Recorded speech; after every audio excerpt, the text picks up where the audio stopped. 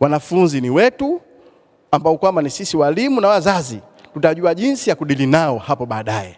Ila chama cha walimu Zanzibar ZATU tunakemea sana wale wote waliozirekodi zile clips, lile zogo, zile shutuma na wakaziingiza katika mitandao ya kijamii na zikaenea sehemu mbalimbali za Zanzibar, Tanzania na Afrika Mashariki na kuoneshwa udhalilishwaji mkubwa wa walimu wa skuli ya Michakaeni.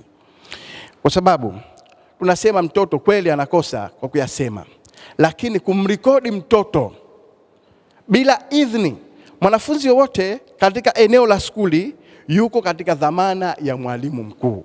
Hata kama unataka kumhoji mwandishi wa habari, huruhusiwi kumhoji mtoto yule mpaka upate kitu kinaitwa consent form, ujaze maalum, mwalimu mkuu akuruhusu umhoji mwanafunzi. Ina maana wale ambao kwamba walikwenda pale wafanyia interview isiyo rasmi watoto wale na wakachukua klipu zile na wakazieneza, sisi tunaomba mamlaka wale wote waweze kuchukuliwa hatua za kisheria kwa makosa yote ambayo kwamba wameyafanya.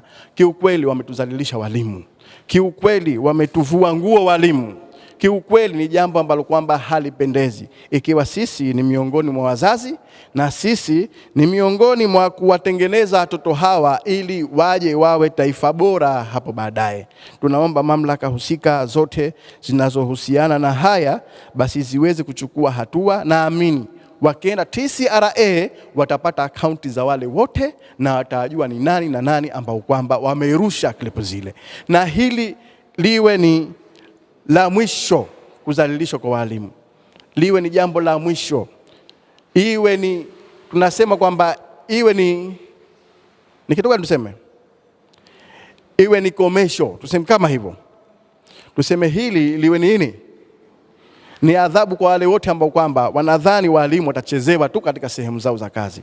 Swala hili kwa kweli hatukulifurahia.